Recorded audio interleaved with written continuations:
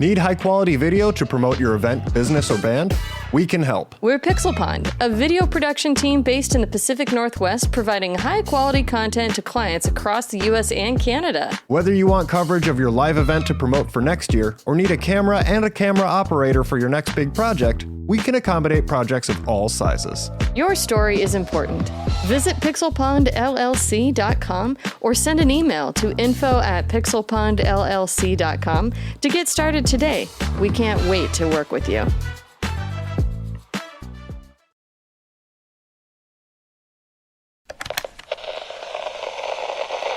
Parental warning. This podcast contains references to alcohol use, strip clubs, lingerie, rim jobs, pornography, and doing the bedroom rodeo. Please podcast responsibly. This time on Gamers Week podcast, Valve has introduced a new and worryingly vague guideline aimed at the adult-only game development community, forbidding content that may, quote, violate the rules and standards set by credit card companies, internet network providers, and more. Are you kidding me? Internet service providers should have no bearing on what you view if you're an adult. You provide a pathway to a freaking server. That's it. That's your job. Your job is not to police the internet. I don't have a problem for verifying an age, but if they start to track you and say, we've got a list here that you can't apply for this job because you viewed this kind of porn. And people are like, oh no, we do not hire anyone who watches Brazilian fart porn. I'm sorry. Or he hires you because of the stuff you do like. I think that's worse. That's possible. So I heard you're also into armpits.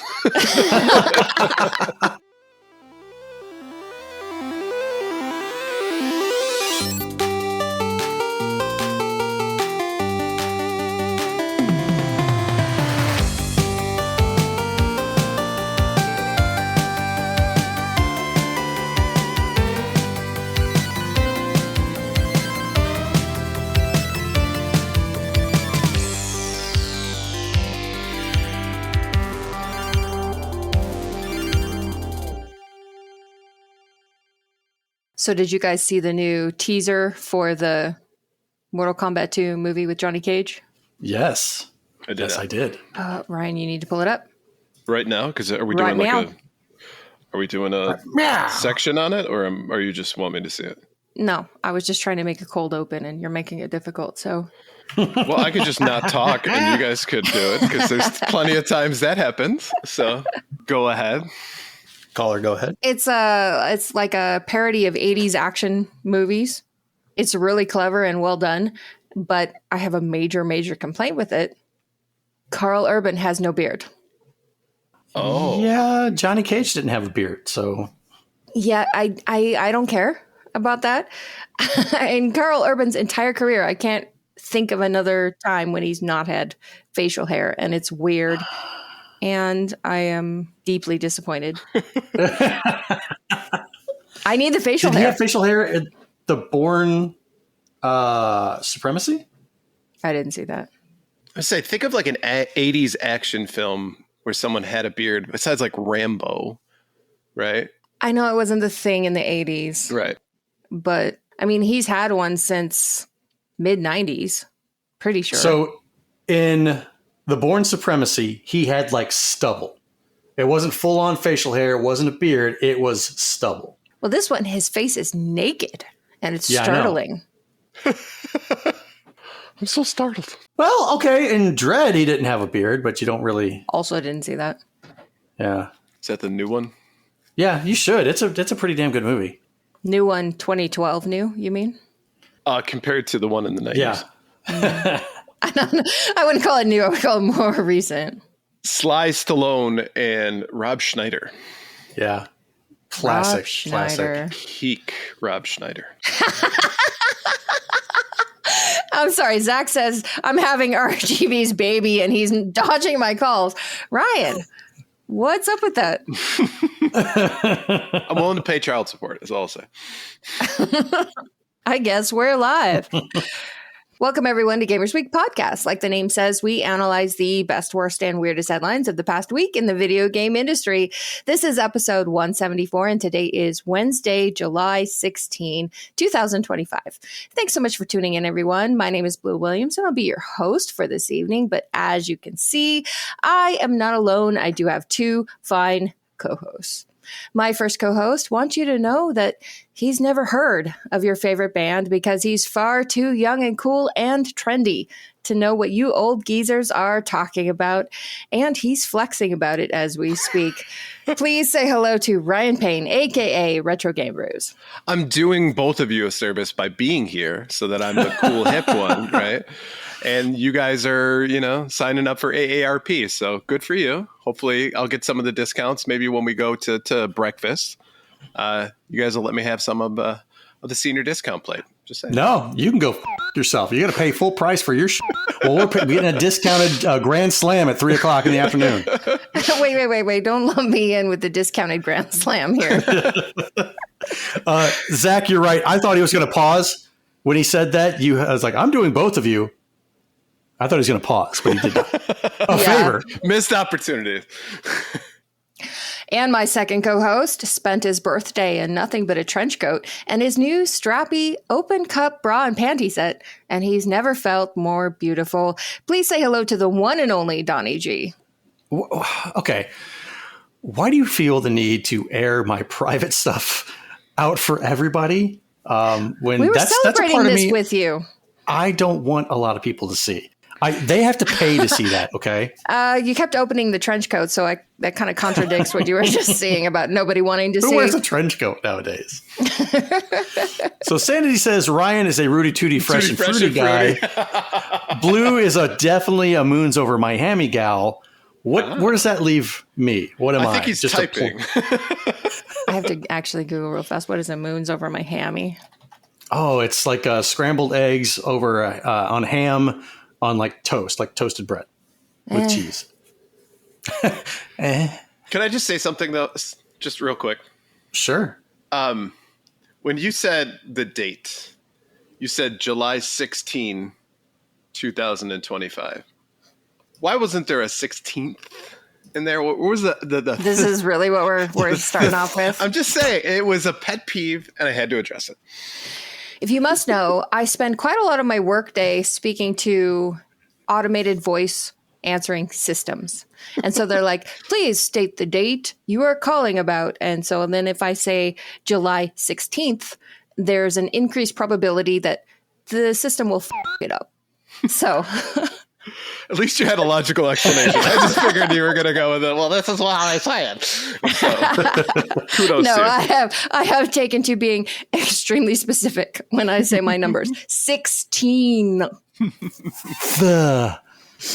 Okay. Want to start your own podcast? Maybe about Scream Cream Ice Cream Parlor, where guests love every lick. You'll need a place to host your show. Buzzsprout has a user-friendly interface, great analytics, and resources to help you grow your audience. Use the link in the description to get a $20 credit when you sign up for a paid plan. And let's move on to our reviews, reactions, and requests. Retro Gaming Dev says, I feel like Game Pass isn't necessarily the problem. It's the number of gigantic AAA games being created. It isn't sustainable for every company to be developing a game for 5 to 7 years with teams of hundreds and then release it on Game Pass. So by my logic, maybe Game Pass is the problem. Basically, I think the industry has a problem regardless of Game Pass. I love the backtrack and the logic. It was a journey. Right. So thank you. The wheels are turning. You can feel it. Sleep is for Tea says, Game Pass is one of the best innovations in gaming, sustainable and a great value, both IMO. It's not the solution and may not fully fund most studios by itself, but it's a large and important part of any solution. The ire against Game Pass is misplaced. And I think from a consumer point of view, I 100% agree. The one thing I would disagree with is that it is sustainable. That is the only thing. Well, that's part of the problem is nobody knows because they won't say. Right. Because they keep having that infinite money loop. And then finally, and most importantly, Team Rails says storing chewed gum in your water bottle is 100,000% sociopath behavior. And I'm sorry, Donnie, you know, I put it out on social media and there was not one person who spoke up in your defense saying this is okay. Everyone was horrified. Ask me if I give a shit. Because I don't. I've been doing this since I was a kid.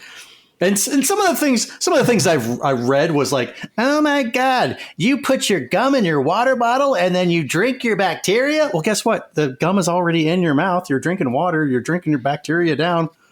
What do you want me to do? He's recycling. Your logic is flawed. These seem like the kind of arguments a sociopath would make. But what do I know? I had my evening with some Fiji water and a nice big league chew.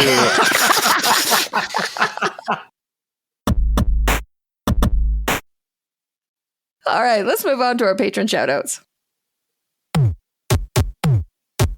All right, well, we couldn't do what we do without the help of our gorgeous patrons. Here are the generous folks supporting Gamers Week on Patreon.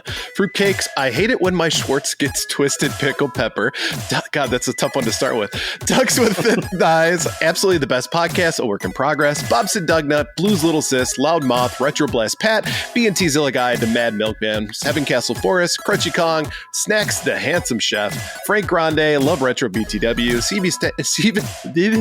Steven Sand, Ramboski, Terry Kinnair, Don't Make Me Pull This Car Over, Games of Coffee, Hybrid Divide, You Fall Before Me, Davey PGH, The Pixel Pond Family, including Shanna and Luke, Zach, AKO, Cluster Nuts, Puzzle Butter, Number One Blue Sixth Voice Fan, John Barron, Sassy Sony, Evil Lust, Rai Wants This Boy's Soul, Mega Retro Man, Gamatroid, Mora Deeb, Michael, you got a lot of nerves showing your face around here, Hauser, looking like, look who's talking. Like kite. Total recall for the win. Yeah.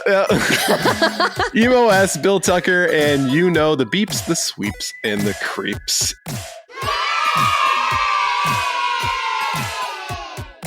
If you like what you hear today, and we really hope you do, please consider joining us on Patreon. Your support helps cover the cost of producing the show, as well as other cool stuff we'll be doing like prizes and giveaways. You also get access to our bi-weekly, but on hiatus until August, Patreon-only bonus cast called Gamers Week Uncut Patrons with Benefits. Visit patreon.com/gamersweek or follow the link in the show notes.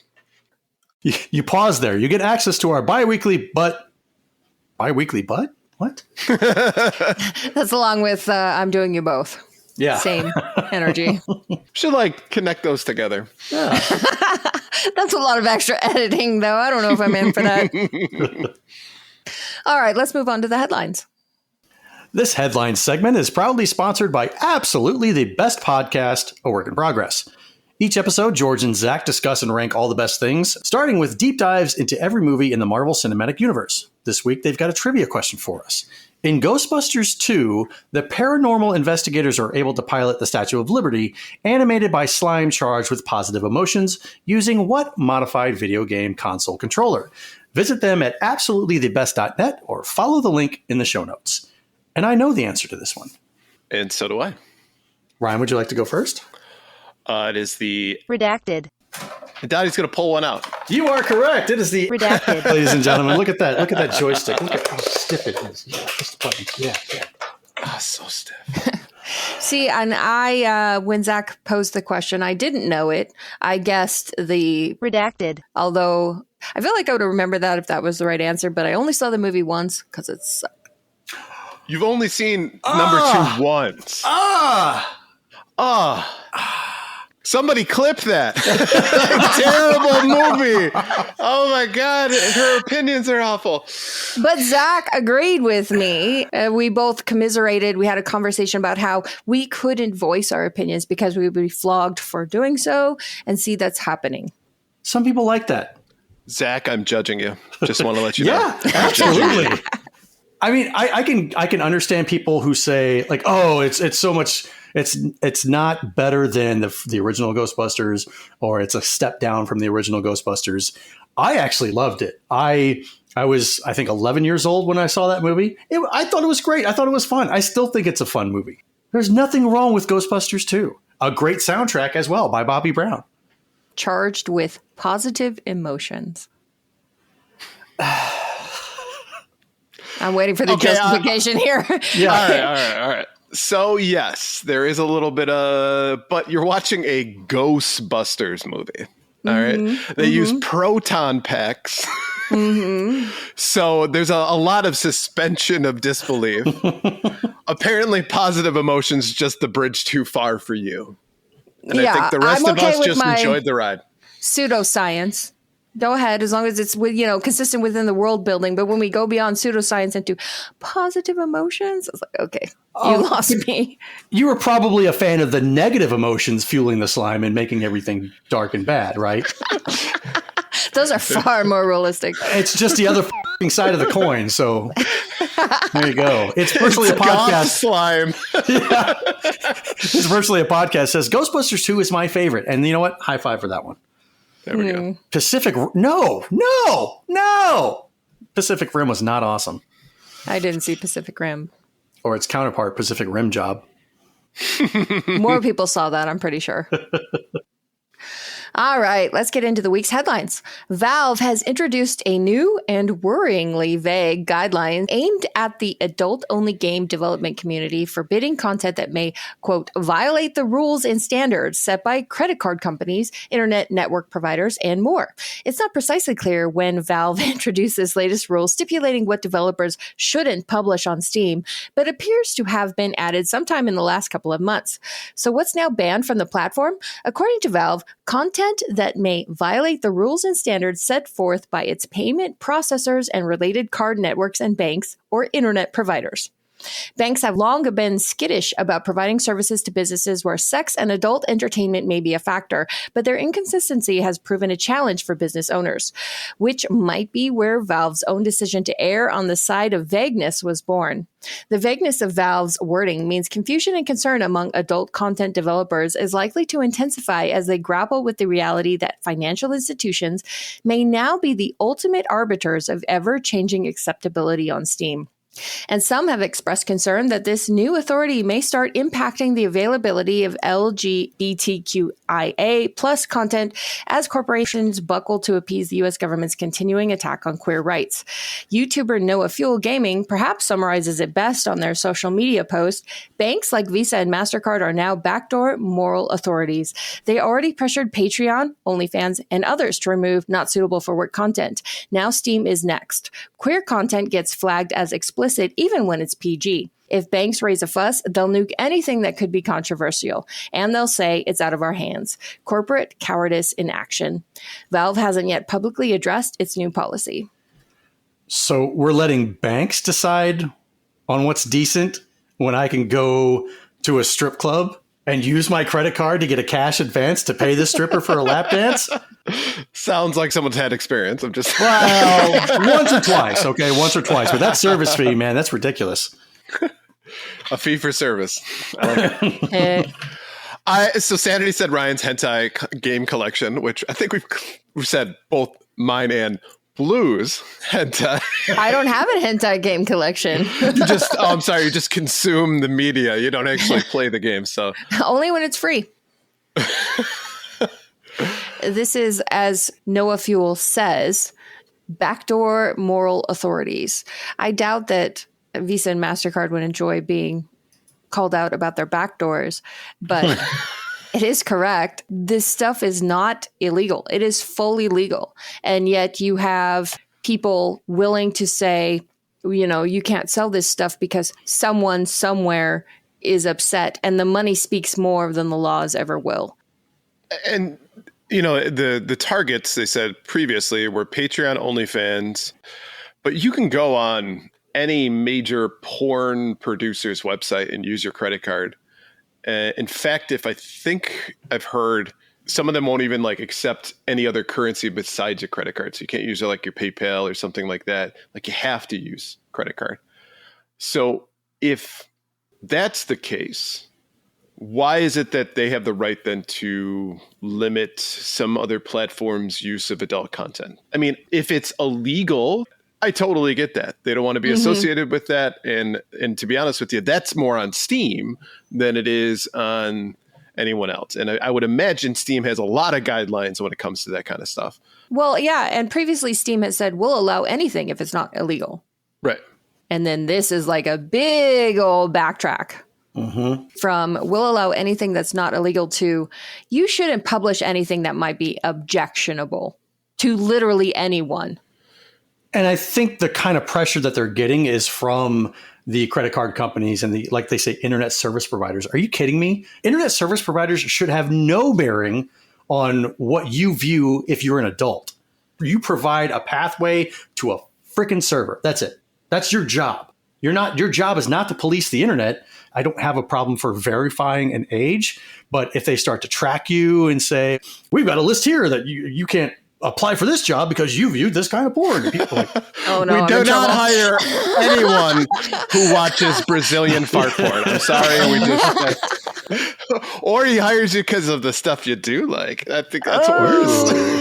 That's possible. So I heard you're also into armpits. The hairier, the better, sir. Does that give me a job? We'll talk about it. I think you're probably onto something because if anything, I imagine that the justification behind these kinds of restrictions is, well, this could be accessed by children. And the ability to verify age is still real iffy because we've talked about before, most adult sites online, all you have to do is type in your birth date, which is any child who can do math can go ahead and get past that. But then you have states like mine who said, well, because we can't guarantee that kids aren't going to do it, well, then nobody can access it. And that seems to be the approach that's going on, is that nobody gets to do this stuff just to make sure that no child gets to do this stuff. It's a nuke it from orbit strategy that I think, while maybe well-intentioned, though I kind of doubt it because I still feel like that this is a secret moral battle that's going on. The libertarian side of my brain goes, why do you care what I do in the comfort of my own home? Because Why? It's wrong. Because it's wrong, Ryan. And you're wrong. And you should feel bad. I don't. But that's the thing is I really don't. You know? And as far as I'm concerned, again, I'm a consenting adult. And if I decide to view content from other consenting adults or a publisher that makes a game about consenting adults that's not even real, let's be honest, then who f***ing cares? Why? Because we have to set a moral standard. We have to set a moral standard for the children. And I have to tell you that this is wrong. All the while I'm downloading an app and I'm hooking up with somebody behind my constituent's back and telling them, hey, this is wrong. But Sanity said visiting cakefarts.com is Ryan's business alone. Like Simon Asher says, Steam has parental controls already. Look at that. So honestly, it's a flimsy argument at best, and it's going to impact the livelihoods of an entire industry of people making this type of content. But, you know, as long as the conservatives are happy. No. They're not happy unless we're unhappy too. Because they're not watching it. So. Fair. Oh, no, they are. They are. They just feel way worse about it than we do. And it brought up an interesting point here, too, that this is a slippery slope. Like, what's the next step? If it's adult content, what's the next step? Like it said, it could be LGBTQ queer content. It could be things that are anti-religious content or what have you. Like that's a frightening slippery slope. I don't usually like to bring up the slippery slope argument, but I just want to know where it ends, you know? right. That's the thing about slippery slopes, is they don't end. No. All right, next up, following the Federal Bureau of Investigation's widely reported seizure of pirate ROM site NSW2U.com last week, the U.S. government agency has confirmed the move was part of an operation that impacted multiple targets. In a statement shared on its website, the FBI announced the seizure of several online criminal marketplaces that it said had, for more than 4 years, provided access to pirated copies of highly anticipated video games days or weeks before their official release date. It also claimed these websites had seen cumulative downloads of 3.2 million in just 3 months this year, from 28th of of February to May 28th, resulting in an estimated loss of $170 million. On top of NSW2U's closure, the FBI says its investigation, performed with the assistance of the Fiscal Information and Investigation Service in the Netherlands, had additionally resulted in authorization to seize the domain of multiple other sites, including nswdl.com, game2u.com, bigandgame.com, ps4package.com, ps4package.net, and mgnetu.com. Anyone visiting these sites will now view a seizure banner that notifies them the domain has been seized by federal authorities. The FBI's operation is just the latest move in an ongoing crackdown against video game piracy. Earlier this year, Nintendo won a legal battle against French file sharing company D-Storage, meaning European file sharing companies must now remove illegal copies of games when asked to do so. It also successfully shut down Switch emulator Yuzu last year after claiming the software facilitated piracy at a colossal scale. Were you laughing at the D? No. What were we laughing at? Definitely not D storage. I mean, where else would you store the D? I don't know. Well, there are several different repositories where you can store them. I was going to go with receptacle, but repositories work as well. Case with Coffee says she was. Also, kudos for getting all of those like almost acronym video game websites that we got here. Yeah, So, thank you. Thank you. It's a fringe talent, but I'll take it. Has the FBI ever gotten involved in ROMs before? I think not to my knowledge. So I thought they have. Like Nintendo has cracked down on Yeah, stuff. but usually it consists of a cease and desist letter. Yeah, Nintendo doesn't have the authority to shut down a website or seize a website. So I'm pretty sure they have gotten involved at some point. You know, depending on just how much, what's the word I'm looking for, noise a site is making, or they're getting noise or complaints from other companies like Nintendo saying, hey, this site has so many different of these illegal games and whatnot. Because I'm pretty sure, you know, the underground people in the video game world that know about these sites, all the major publishers and developers know people that know about these sites as well. So they're keeping track and saying, oh, our game is listed on this. We need to shut this down. We're going to submit a federal a complaint to the federal government. If it's the FTC commission, if it's whatever department that's there, then they turn it over to the FBI and then they shut it down. I did a quick Google search and I cannot find anything prior to a week ago about the FBI ever getting involved in taking down a ROM site. I just found a bunch of articles. Like, for example, Nintendo is now enlisting the FBI to do their dirty work so they don't have to pay their lawyers. Pressure the U.S. government to shut down these sites saves them a ton of money.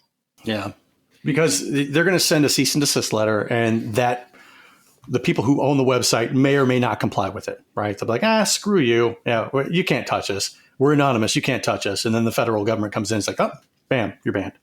Genuinely surprised that these are regular websites and not dark web sites, like, you know, utilizing a browser like Tor or something. Puzzle Better says, I think the FBI raided my college for BitTorrent stuff back in the day.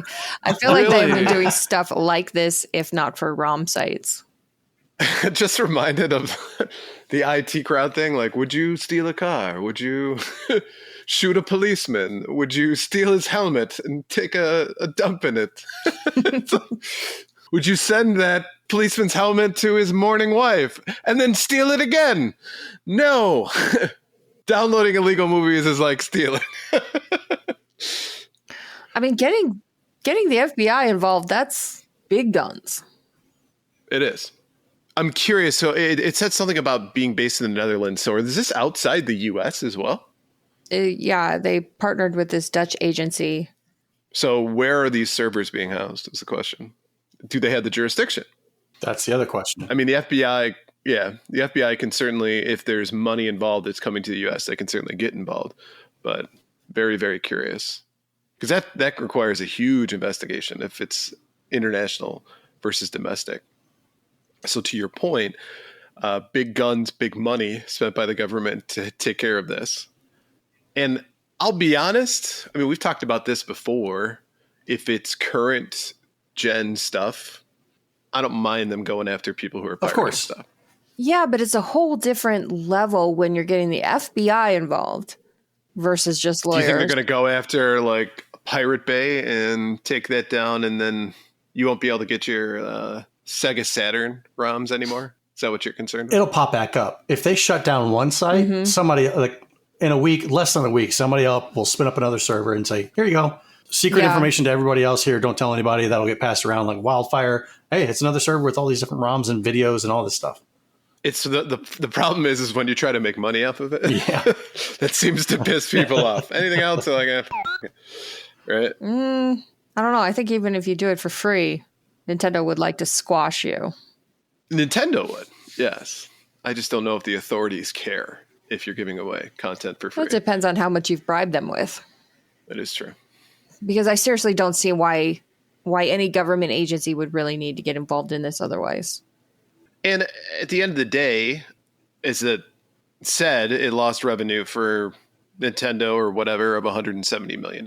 Estimated. Sure.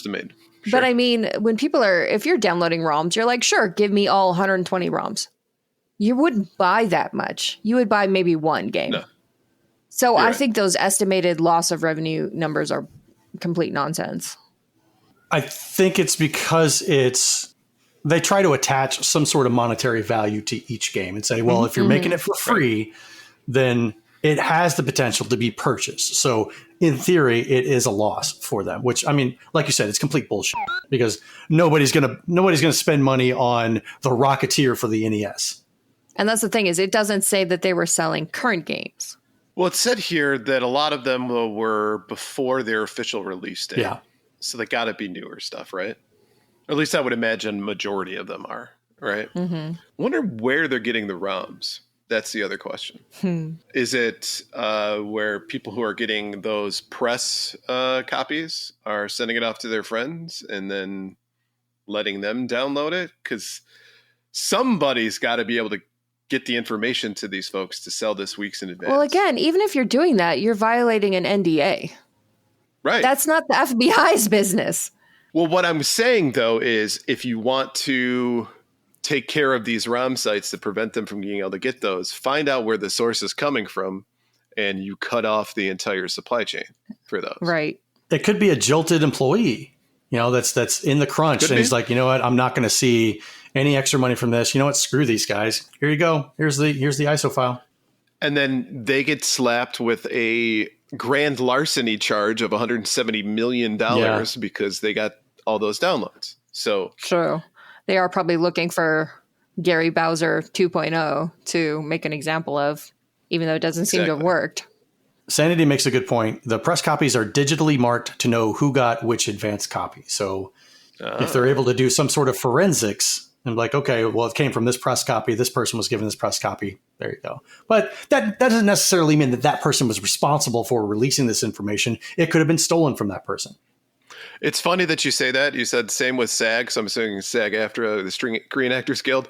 The ones that they do like the limited release ones, I've seen pirated movies that say SAG or whatever. And then it's got like something it says, please do not send this out to anybody. And it's the entire bottom of the movie. So those even get out. Well, I guess they weren't happy with their $8.47 royalty checks. All right, next up.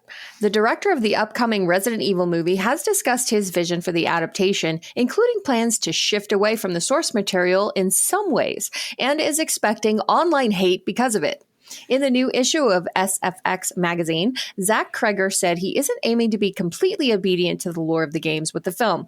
He didn't elaborate on the specifics of what changes he might make, but Kreger said he isn't planning to break any major rules of the franchise. He also assured fans that he is a gigantic Resident Evil game fan, adding that he's played every entry in the series and has a specific fondness for Resident Evil 4. He said he can't even count the number of times he's played that game. Instead of being obedient to the game's lore, Kreger said he is aiming to tell a story that feels authentic to the experience you get when you play the games. While Kreger is clearly a fan of the Resident Evil franchise and wants to tell an authentic story, he understands that no matter what I do, people are going to come from me online. So all I want to do is just make a really good movie and tell a story that's compelling. I know that I'm going to be happy with the movie, and hopefully other people will too, he said.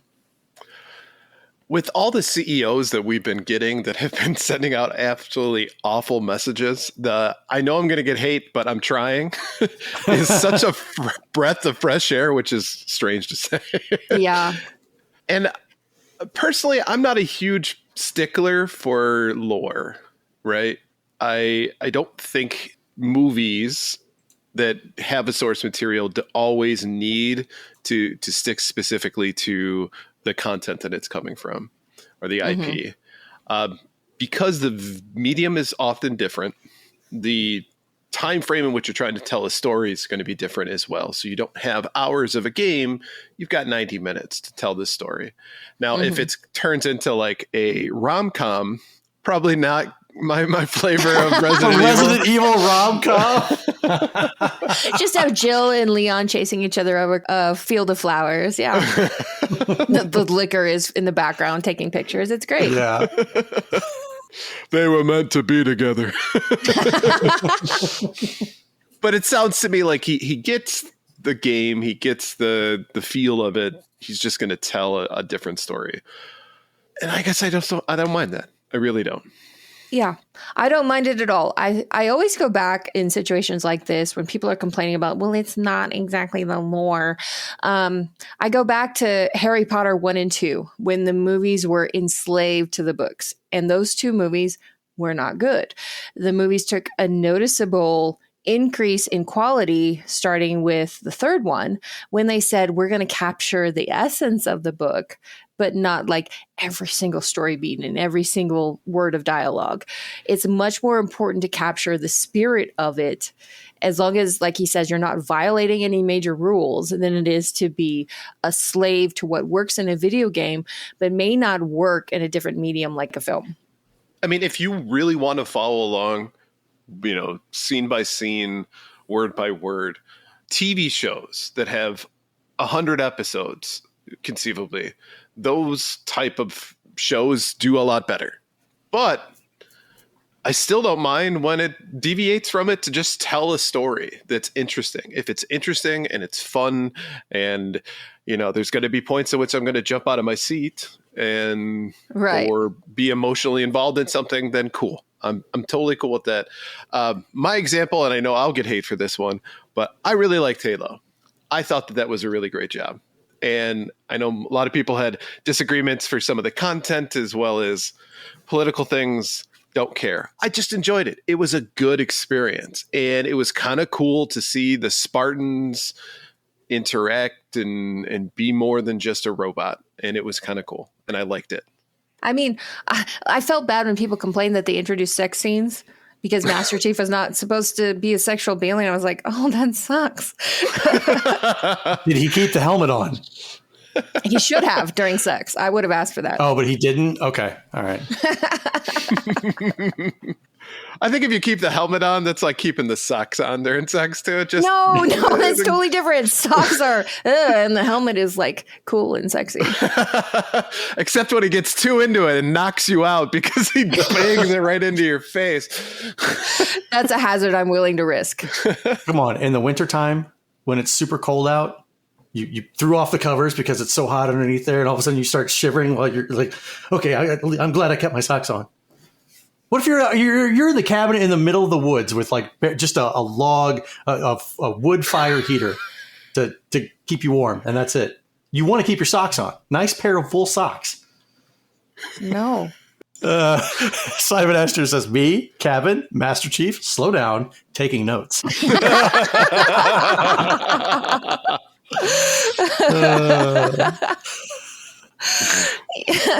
Yeah, I mean, at least Zach Kreger understands the situation he's in that there's literally nothing he can do.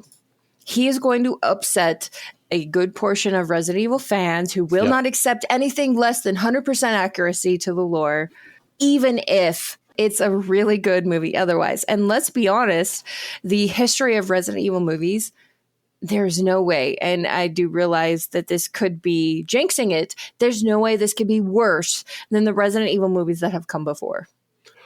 I've tried to watch the first one. With the Mila Jovovich one. They're all Mila so bad. Jovovich. Yeah, but and then Netflix put out another one that was also bad.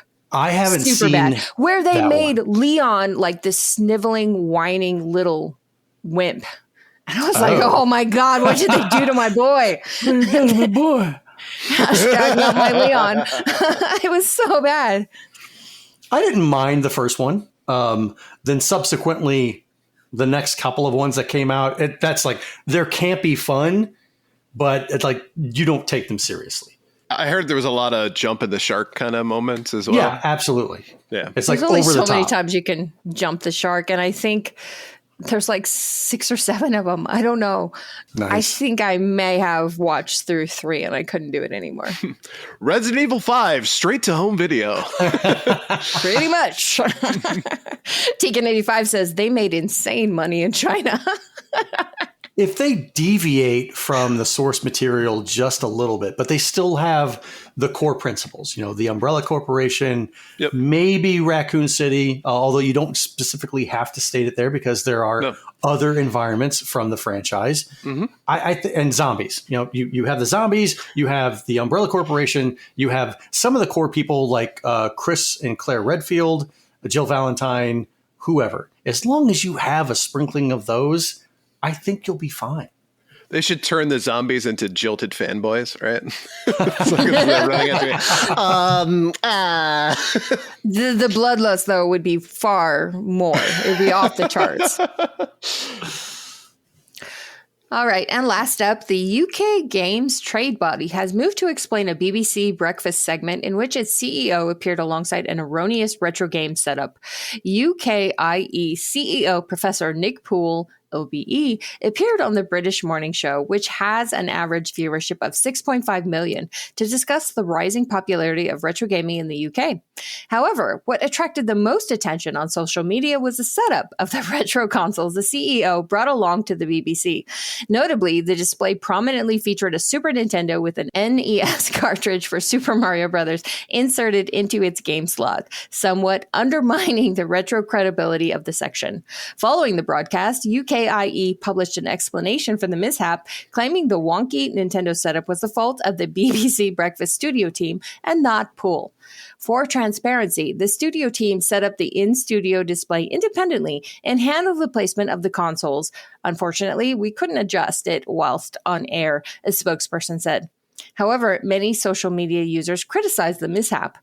I want to report a crime, wrote one social media user who shared an image of the offending retro setup. I bet they tried to cram it into the Wii first, added another. The BBC segment was intended to highlight the rising popularity of retro gaming in the UK. The UK has a 7.8 billion video games market, with retro titles playing a growing role in physical game sales and game culture events, according to UKIE. Epic fail.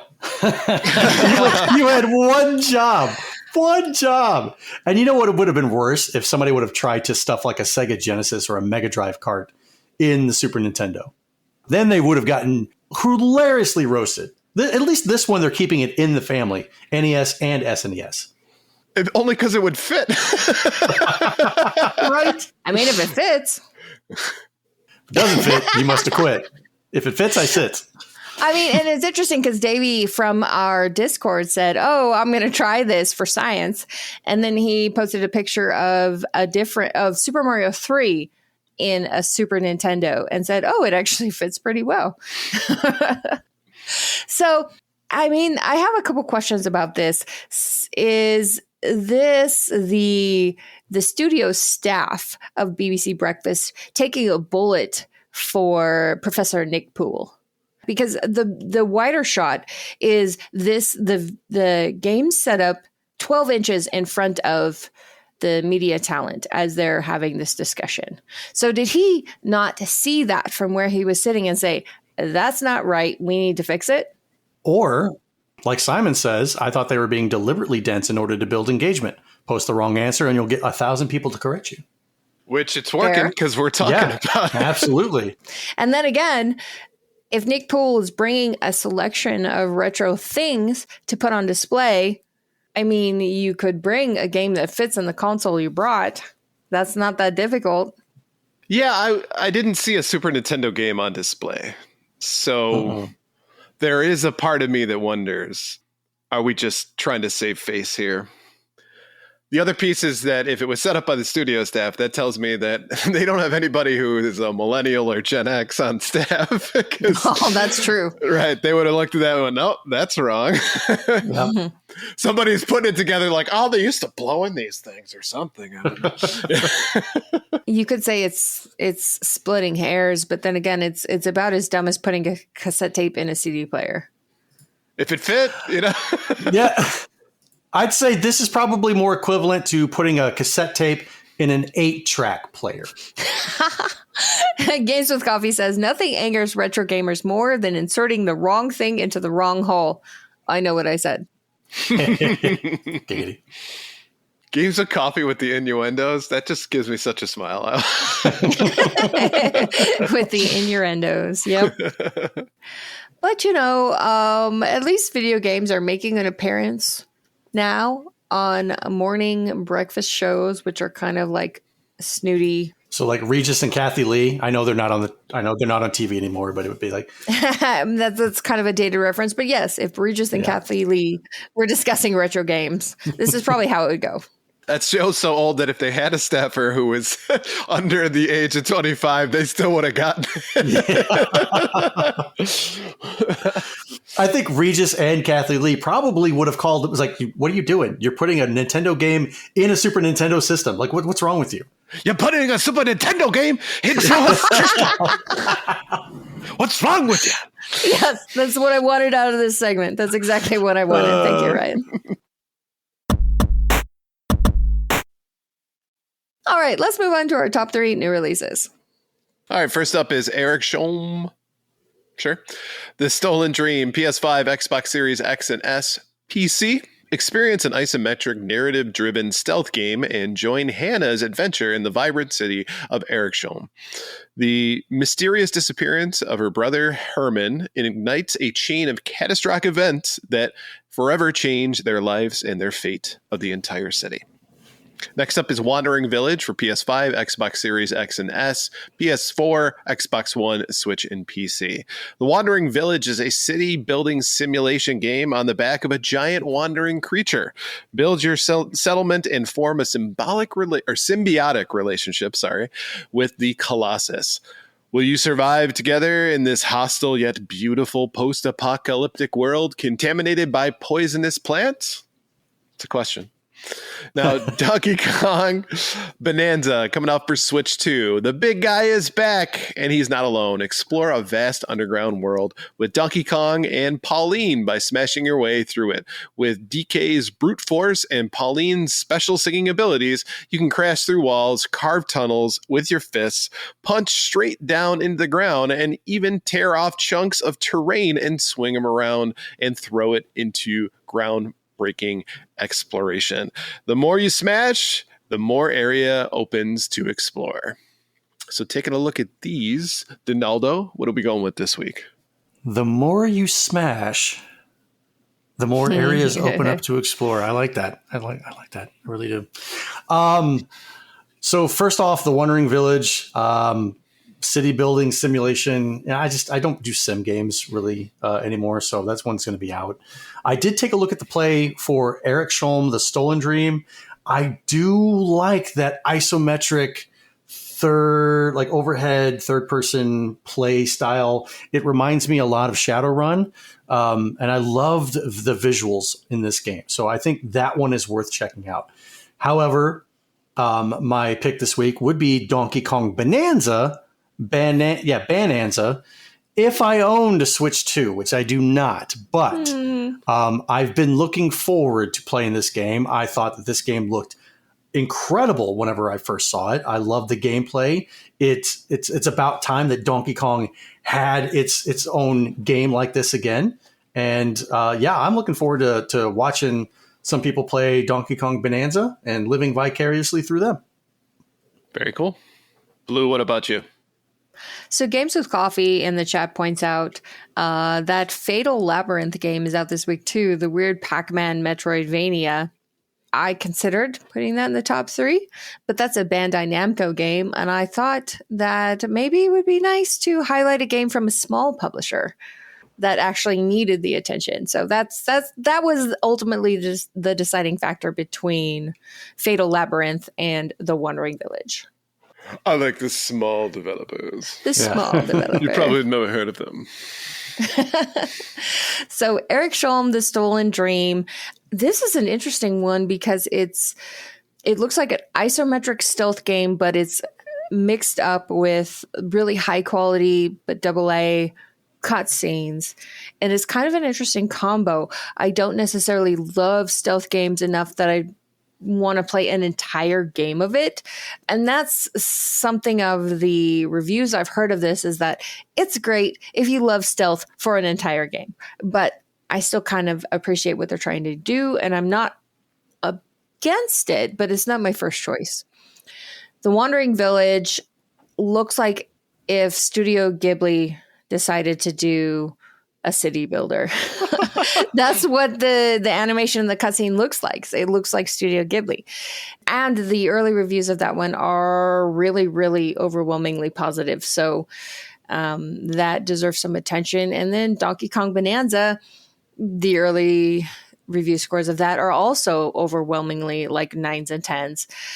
I'm a little put off by this whole like singing is my power thing with Pauline that I can't help but roll my eyes at that. That does not appeal to me at all. But it looks like they put a lot of effort into making a really interesting world that encourages exploration, which is the kind of stuff that I love. So of these 3, I would probably pick Donkey Kong Bonanza first, Wandering Village second.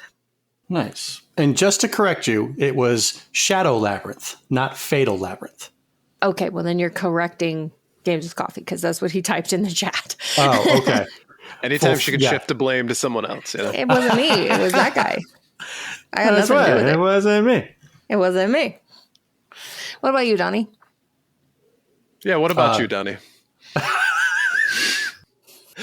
2 things. She forgot I was here, and she forgot what you said. I don't know what's worse. I mean, you guys kind of run together for me, so whatever. Oh. What? Run the train. Anyway, so as far as city builders are concerned, like I've never been into that as far as anything is concerned, but I like the concept of this, something that moves as you go along. So I'd imagine that you would interact with different beings, different environments, and that kind of thing because of the fact that it moves. But I'm definitely out on that one. Eric Solm, The Stolen Dream looks gorgeous. The atmosphere looks great. But I don't like stealth for a minute in a game. If it's the whole game, I am 100% out. I'm sorry, I just can't do stealth. I'm not good at it, and I get frustrated really quickly because I just want to run through the game. Which leaves me with Donkey Kong Bonanza. Also, don't own a Switch 2, so can't pick this one up right away, but it looks super cool. I love that they've brought in some of the Donkey Kong Country aspects to it, in which you can utilize different animals. They're not mounts this time. You transform into those animals, but they're straight pretty much from Donkey Kong Country, which I love. Love to see that Pauline and Donkey Kong are getting, they're friends now versus when he stole her. So, you know what? There's always hope. That's all I'll say. There's always Was hope. it the Stockholm syndrome where you start to befriend your captor? So maybe this is what's happening with Pauline and Donkey Kong. Just riding on his back, got Stockholm syndrome. Like, man, I really appreciate what he's doing for me. Piggyback ride. See, Webhead says, henceforth they are known as Donnie 1 and Donnie 2. Donnie 1. Why isn't it Ryan 1 and Ryan 2? You get everything. You get all the cool names and stuff like that in the patron shout-outs. Let me have this. All right, fine. It's true. Ryan has all the fans in the patron shout-out. It's the day after my birthday. Let me have this. Okay, Donnie 1. Thank you.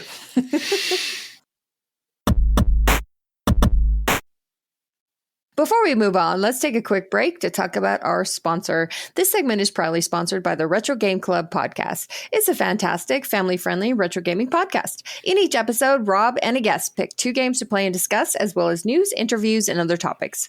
Right now, they're ranking every game in the Metroid series. Visit them at retrogameclub.net or follow the link in the show notes. I think it's time to go back and play Super Metroid. I never played it. It's surprisingly good. I know it's good. I've seen it played. I've played it for maybe 5 minutes or whatever, but I've never owned it, never sat down and made a conscious effort to complete the game. See, and I feel like I should tell both of you that Zach said, by the way, if either of them say something along the lines of all the Metroid games are the worst, please kindly tell them that I said to get fucked. Ooh, if I can't be in the dang. chat to do so myself. All the Metroid games are the works because I want to get By Zach specifically. Don't judge me. It wasn't. But yeah, Super Metroid, the only thing I will say is that it is frustrating and it's because it's where the do I go? And there's secret rooms and all that kind of shit. But like the original Metroid. Yeah. And that's something I think carries through to all the Metroids that are not Metroid Prime, the first person Metroids. It's a hallmark of the series. And sometimes you love it, sometimes you hate it. You love it when you find something on your own. Right. You hate feel it when super smart. Right. And you hate it when you got to go to game facts to figure out what to do and then realize that you have to backtrack 25 minutes of worth of gameplay that you got to backtrack to find that one stupid thing that you got to use. Yeah. So that would piss me off. Mm-hmm. Yeah. Maybe that's why I haven't played it. I will say though that the boss battles are way more epic than the original Metroid, right? The atmosphere is very foreboding and you feel it. Every room kind of has a different theme. Not every room, but a lot of different sections have different themes to it. And then the final boss battle is epic. So it's worth the price of admission, I will say. Yeah, I would agree. Super Metroid is the king of the mountain, the king of the Metroid mountain. And I understand, Metroidvanias. Metroidvanias are one of my favorite genres to play. It's just early on, back when Super Metroid came out, and even Metroid, it's like trying to play that game as a 10-year-old and not knowing what the hell do I do? And you've got a limited help with the official Nintendo strategy guide. And it's sometimes this stuff wasn't really communicated very well to a 10-year-old's brain. And I'm I give up on this shit. And none of it's intuitive. All the secrets and stuff, 90% of them are not intuitive. If you didn't know, you wouldn't go. If you didn't know, you wouldn't go. I like it. That's right. I like to rhyme. That belongs on a t-shirt. Merch store. Moich store. Moich.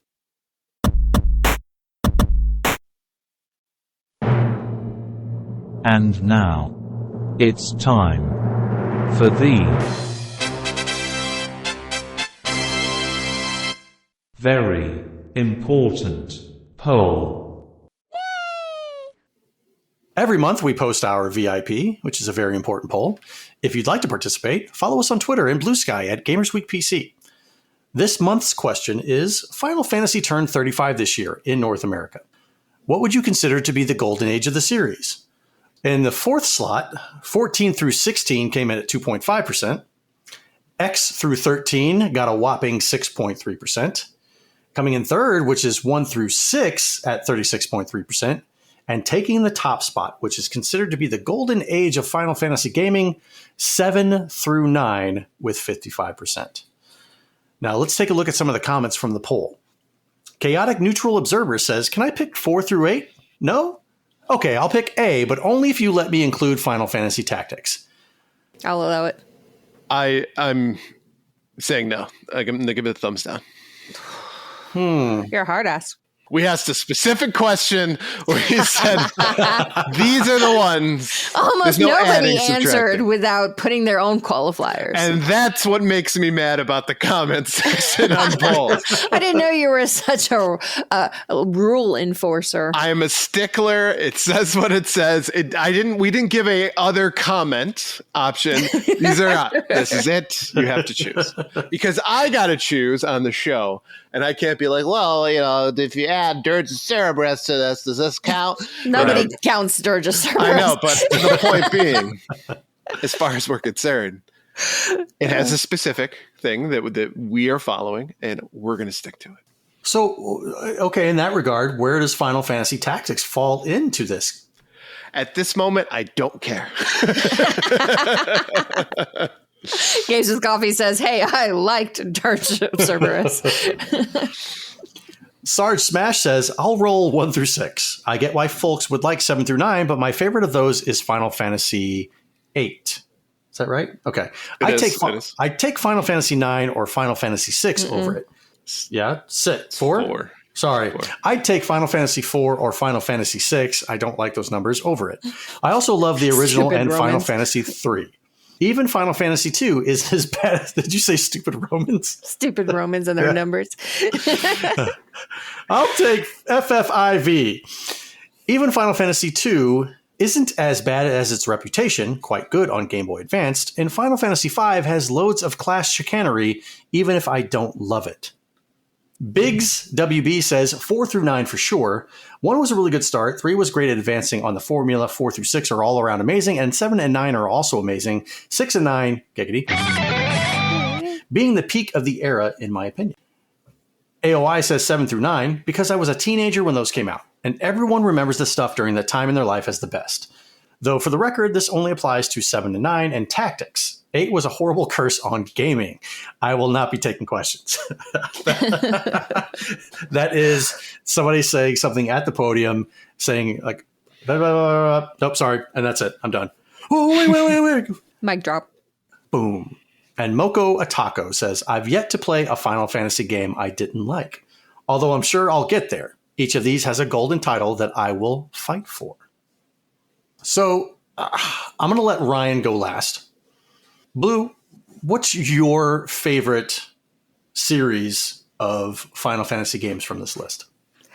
So I'm a little heartbroken that the third option, X through 13, didn't score better.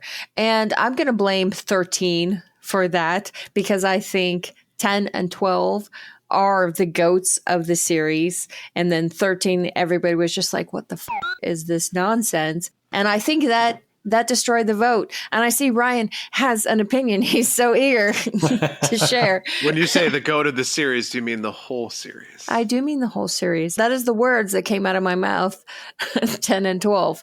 That is my favorite. But the question is, what do you consider to be the golden age? And I do reluctantly have to agree with the majority in that 7 through 9 is the golden age, because that is the age in which the series became popularized to the general audience, and it was no longer a niche thing. 1 through 6 are fantastic titles. You can especially make an argument for 6, but it was still like a nerdy thing. Like not everybody really played that game. 7 through 9 is when they gained mass appeal. And without 7 through 9, we don't have 10 and 12. So that is my vote. The golden age is 7 through 9. I like that opinion. Ryan, lay it on me. I'm highly offended that we said 10 and 12 are the best of the series. But I will try to quell the uprising rage from that. I appreciate your quelling. This to me is a super hard choice. So I have 2 favorites out of the first 2 for each of those years or those sections, right? So 1 through 6, 4 and 6 to me are some of my favorite games, or 2 and 3 if we're dealing with North American titles.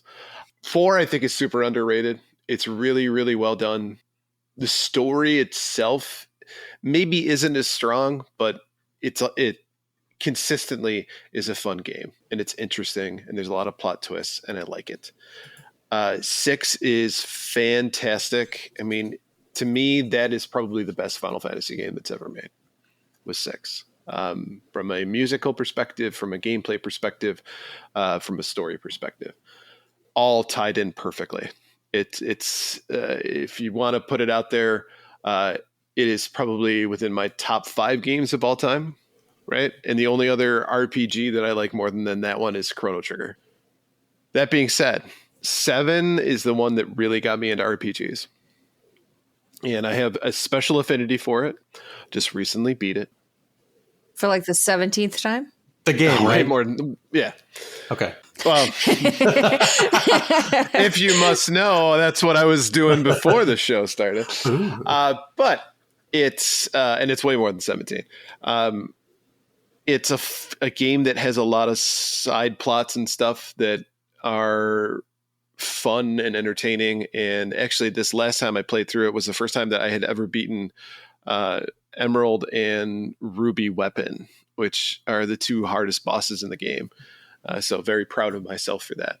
But that took way longer than I really wanted to admit, but I did it. 9 is an absolute gem. It is such a love letter to the, 6 and 4 era of Final Fantasy, and it does it extremely well. And Vivi is probably one of my favorite characters in Final Fantasy series whatsoever. Haven't really dove into Final Fantasy after that. So watch people play 10. It's okay. I can see why people enjoy it. Isn't it the last turn-based though? It's the last turn-based. I feel like you wouldn't have such an attitude about it if you actually put some effort into it. Actually. I just don't want to play Blitzball. Well. And Blitzball sucks. I can't blame you there. It sucks. So X2 is turn-based. Well, once again, when we talk about the power of singing, that's where I was like, nope. So this one I'm struggling with, honestly, and I'm having a hard time putting my finger down to it. I said to myself, I'm not going to make a choice until I get on the podcast, but I'm still struggling. I'm going to go with the majority, though. I think 7 and 9 would be considered the quote unquote golden era. Yeah. And really us looking at that too is saying that there was an explosion of people playing it. I mean, that's very, very West viewpoint of RPGs and what have you. What I like about 7 through 9 is that it picked up the slack from what I think the Dragon Quest series was starting to kind of not necessarily tailor off, but the original Dragon Quests, especially on the NES, were really, really good. And then as they went into, like 6 and 7, maybe not as groundbreaking as what was going on with Final Fantasy at the time. So to me, at least, it seems like perfect timing for it to explode, to be that one thing that people enjoyed. And I don't think that RPGs from Square would have been as huge as what they saw when 7 dropped. 7 was the gateway drug, if you will, to RPGs. So yeah, got to give credit where credit's due. And you're not wrong. I mean, it's a sacrifice for me to vote that way because personally, I hate 7. I hate it so much. I know. God. I have tried so many times to play it, and I just don't give a about Cloud and everything that's going on with him. And it's been so much overkill about 7. So I understand why people love it, but just personally for me, I was like, if we could just move on past 7, because there's, so many other games. Then there's the edgy teenage angst of Final Fantasy VIII. I chose not to bring up Final Fantasy VIII for purposes. Hey, you're the best looking guy here, so. I know. Wait, what? Hey. And Games with Coffee says, that's okay, Blue. We're still friends. I thank you for that. Oh, Doongie Forever says 7 is not for simple people. Simple Jack. That's okay, Doongie. I can take that criticism. Need a little bit more than just Cloud. You have Sephiroth. You have what's the vampire? Vincent? Vincent, yeah. Come on, he's a freaking vampire. That's what you goths love.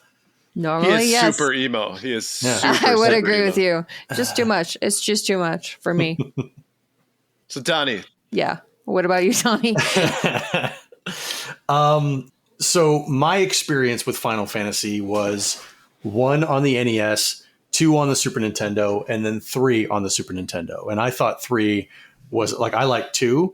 I love, where's Mystic Quest? Mystic Quest isn't even in here. I love Mystic Nobody Quest. likes Mystic Quest except for you. I like Mystic Quest. I think the originals, they set the foundation, right? They reeled people in. And I was a role-playing game junkie for the longest time. I loved role-playing games. And then once I saw Final Fantasy 3, Final Fantasy 2, Mystic Quest, and all that stuff, loved those on the Super Nintendo. Loved the JRPGs from Super Nintendo. You've got Chrono Trigger, Secret of Mana, Illusion of Gaia, all those. Loved them. Absolutely loved them. And then you started seeing the cinematics for Final Fantasy 7 when PlayStation was advertising that game was being hyped up. EGM and GamePro were calling it the best Final Fantasy ever. And I don't know if that still holds true, but when I got my hands on this game, it's not like it was with the sprites in the regular Nintendo and the Super Nintendo. It was 3D polygons. You get to walk into a 3D world. Okay, this is cooler. I'm in this environment. I'm going up and down and around, and I get to explore all these different places. And the cutscenes. Oh my God! Like that's what drew me in. And that was a time when I actually liked sitting down and watching like a 10-minute cutscene. Like, oh, I can take a break. All right, yeah. Like, and this just drew me in, just like a real movie. So I would tend to agree with people that 7 through 9 was the golden age. Although I didn't care too much for 8 because I was so heavily invested in the characters from Final Fantasy 7 that I could not move on to 8. Once I started playing 8, the system for the materia was different. I think there was was there a card game in there or something like that? There is a card game in that one, yeah. A card game, and just I like Squall and this other dude, the 2 teenage boys fighting. I couldn't get into it. And then 9 was a throwback, like you said, to the original where you had the mages and the different classes and stuff like that. I liked it. I never played 9 though. Loved playing 10. 10 was great. Loved the action in that. Hated Blitzball, but loved the soundtrack. Loved the fights in 10. But I never went to play X2 or 13 or anything like that. So it's like, I think I liked most of the games on the 1 through 6 option. I liked one game in the 7 through 9 option and one game on the X through 13. But I think what 7 through 9 did for bringing people in to the Final Fantasy universe, I think that one takes the cake. What I find hilarious is that nobody is arguing that 14 through 16 belongs at 2.5%. Isn't the most recent one an MMO? No, that's 15, right? No, that's 14 is the ongoing 14. MMO, and in many ways, one of the things that's still keeping Square Enix above water. Which one's the one with the ramen noodles? That's 15. Yep. Yeah. Gross. All right, let's go ahead and wrap up the show. Thank you all for listening to episode 174 of Gamers Week Podcast. And a big thank you to the Retro Game Club Podcast, Love Retro BTW, Pixel Pond Production Company, and Absolutely the Best Podcast, A Work in Progress, for sponsoring this episode. Don't forget to check out their links in the show notes. If you want to connect with Gamers Week, follow us on Twitter and Blue Sky at Gamers Week PC. Watch us right here on Twitch at twitch.tv/Gamers Week Podcast, where we will record live every Wednesday at 8:30 Central Time. Email us at gamersweekpodcast@gmail.com. Visit our merch store at gamers-week-podcast.creator-spring.com, or if you want to do it the easy way, follow the link in the show notes. And last but not least, join us on Patreon at patreon.com/gamersweek. Finally, since you made it all the way to the end of this episode, please leave us a rating and a review to let us know how we did. We really do value your feedback. And while you're there, consider subscribing on iTunes, Spotify, or your podcast platform of choice. I think I'm going to pick a Final Fantasy game. Okay. Okay. I think out of 9, 10, and 3, out of those 3 games, and I've never beaten any one of those 3 games, I'd like to sit down and beat at least one of them. I would Sounds recommend like you 6. should do 9. Okay.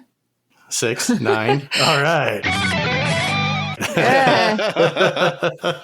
Or you just do both At the same time? at the same time. That's what 6-9 is all about. You know what I do, man? 2 Final Fantasy games at the same time, man. I will play 10 then while you play one of those.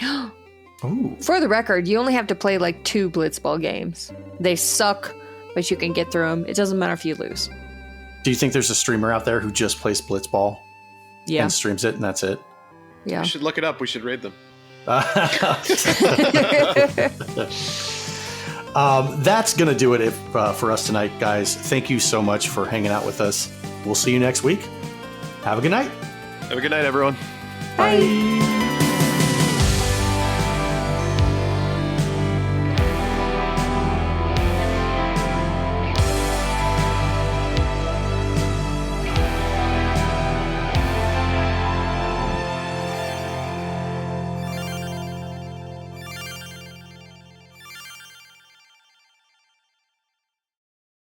Oh my gosh, Carl Urban was in an episode of Xena.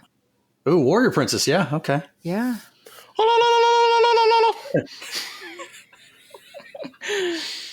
That's what I yell out during, As right as you're about to.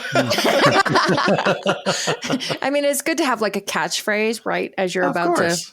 to, Brought to you by Carl's Jr. Every time I say it, they pay me a lot of money. Because they said they pay me every time I do. Welcome to Gamers Week Uncut. Welcome to Gamers Week Uncut. Welcome to Gamers Week Uncut, Patrons with Benefits. This is the unscripted, patron-only bonus cast with less editing and more dirty jokes. We don't know where the conversation will go, but we're sure it will be weird. This fish just went right on my nipple. And I'm just like,